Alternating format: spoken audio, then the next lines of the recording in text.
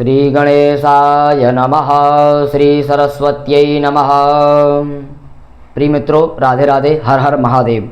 हम आप सभी के समक्ष आज ऐसा मांगलिक दोष के कुछ अफवाहें जो फैली हुई हैं वो आपके मध्य में लाया हूँ। तो आज समझेंगे। आज ये 5वां एपिसोड है और ये 5वां पार्ट है हमारे वीडियो का। मांगलिक दोष से प्रारंभ से लेकर, परिहार से लेकर, प्रभाव से लेकर और यह अब अफवाहें के ऊपर आया है। तो अब बात करेंगे कुछ जो आजकल प्रचलन पंचांगों में कहा गया है कि कुछ पंचांग ऐसे हैं कि जिनका मैं निंदा नहीं कर रहा हूँ, उनकी निंदा नहीं कर रहा हूँ, और कुछ ऐसे अफवाहें बातें लिखी तो उनको मैं कह रहा हूँ आपसे। क्या लिखी हुई हैं कि अगर वो कौन से पंचांग है थोड़ा सा संकेत करना चाहूँगा। निर्णय सागर पंचांग और ब्रजभूमि पंचांग हैं, जो ये दोनों पंचांग या फिर और अन्य पंचांगों में जो भी जिनकी प्रकाशन की हमने इन दोनों पुस्तकों इन दोनों पंचांग में देखा है। और इन दोनों पंचांगों में यदि कहा गया है, यदि जातक मांगलिक हो और उसके साथ शनि, राहु, केतु अथवा पाप ग्रह बैठे हों तो उसका दुष्प्रभाव मांगलिक दोष का खत्म हो जाता है। पर प्रिय मित्रों, ऐसा नहीं है। मैं आपको सिद्धांत के अनुसार बताना चाहूँगा कि अगर जातक के कुंडली में 1 4 7 8 12 भावों में मंगल किसी भी भाव में स्थित हो अथवा शनि और राहु उसके साथ भी स्थित हो तो ऐसा क्या होता है, मंगल दोष का परिहार हो जाता है, ऐसा लोग कहते हैं। परंतु ऐसी स्थिति में मंगल दोष का दुष्प्रभाव अधिक बढ़ जाता है। ठीक है प्रिय मित्रों, अधिक बढ़ जाता है। अगर 1 4 7 8 12 भावों में अगर पाप ग्रह स्थित हो, कौन कौन से, शनि, राहु, केतु, मंगल इत्यादि जो भी पाप ग्रह, इनसे किसी भी प्रकार का संबंध बना लें। कौन कौन सा संबंध होता है, एक युति संबंध होता है, एकल दृष्टि संबंध होता है, परस्पर दृष्टि संबंध होता है और 4 प्रकार के संबंध होते हैं। ठीक है, अब इन 4 प्रकार के संबंधों में से अगर ये संबंध किसी भी प्रकार का पाप ग्रह से अगर उसी जातक की कुंडली बना ले जो जातक मांगलिक है तो इसका दुष्प्रभाव क्या होगा, कटेगा नहीं और असुरों में वृद्धि होगी। मतलब जो पाप ग्रह, पहले से तो मंगल पाप ग्रह है, फिर उसमें पाप ग्रहों की दृष्टि हो जाए, जैसे राहु, केतु, शनि इत्यादि की ग्रहों की दृष्टि हो जाए, या फिर वो किसी प्रकार का संबंध बना लें तो क्या हो जाता है, मंगल दोष का परिहार नहीं होता, उसका दुष्प्रभाव और अधिक बढ़ जाता है। उसका दुष्प्रभाव अधिक बढ़ जाता है। क्यों? पाप ग्रहों से अगर पाप ग्रह देखेंगे, पाप ग्रह को, तो असुरता में बल बढ़ेगा या नहीं बढ़ेगा। ठीक उसी प्रकार हम सिद्धांत को लेकर चलेंगे।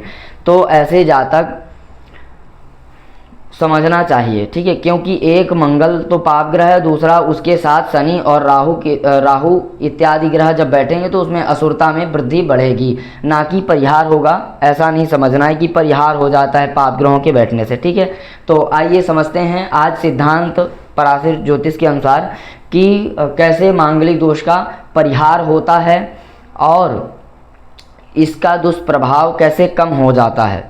जैसे आपके लग्न कुंडली में 1 2, आपको प्रायः पता होगा, मैं हर वीडियो में यही प्रयास करता हूं कि आपको समझ में आए।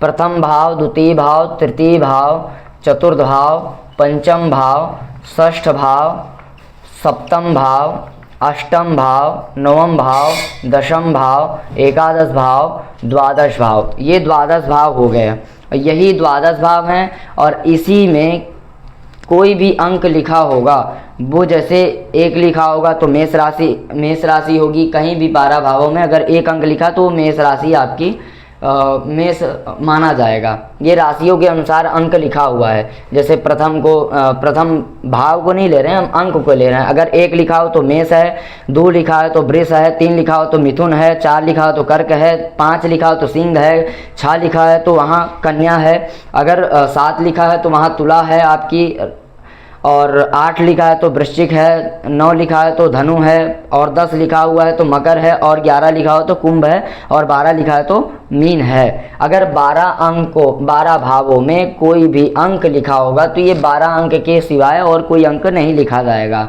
और 12 राशि हैं, 12 अंक लिखे जाते हैं। ठीक है, ये समझ गए।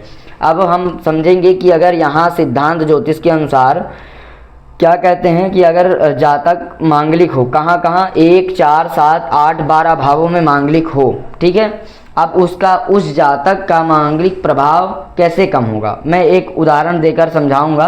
पहले इसको बता देता हूँ। पहले अगर यहाँ मंगल विराजमान है, यहाँ मंगल विराजमान है, यहाँ मंगल विराजमान है, यहाँ मंगल विराजमान है, कहाँ कहाँ 1, 4, 7, 8, और यहाँ मंगल 12 भाव में अगर विराजमान तो मांगलिक दोष होता है।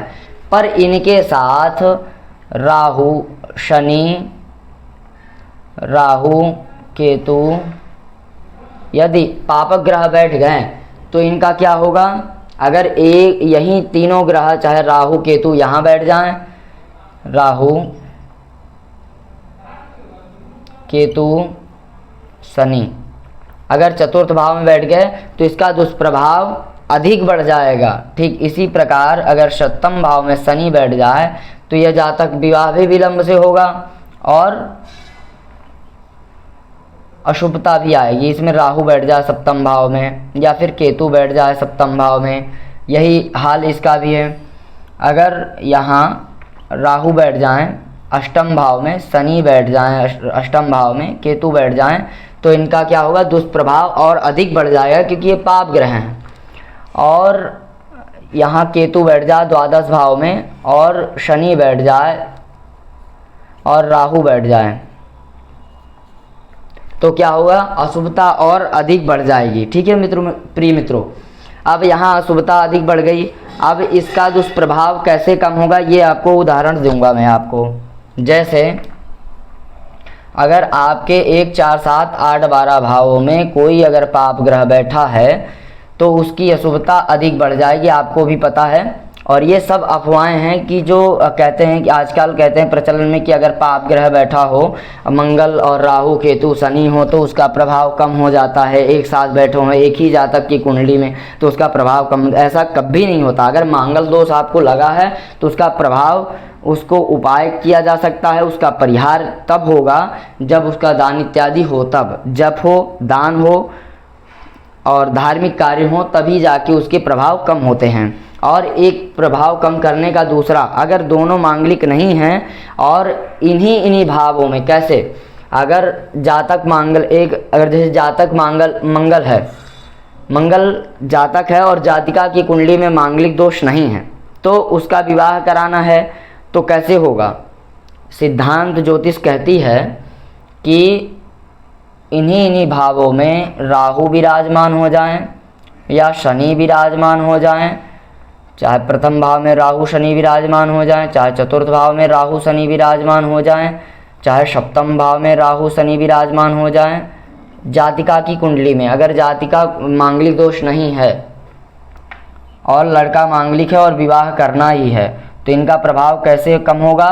ये सिद्धांत ज्योतिष के अनुसार यही इसका दुष्प्रभाव करने का एक सिद्धांत है। ठीक है प्रिय मित्रों, आप सभी को बिल्कुल समझ में आ गया होगा। तो यही एक दूसरा, अब क्या कहते हैं, दोनों जातक अगर मांगलिक हो तो भी विवाह किया जा सकता है।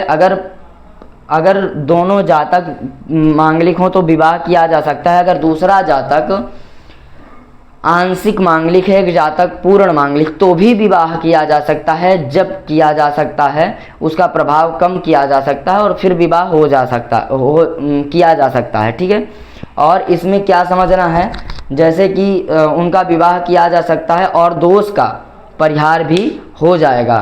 तो प्रिय मित्रों, आज के लिए इतना ही और आप सभी को राधे राधे।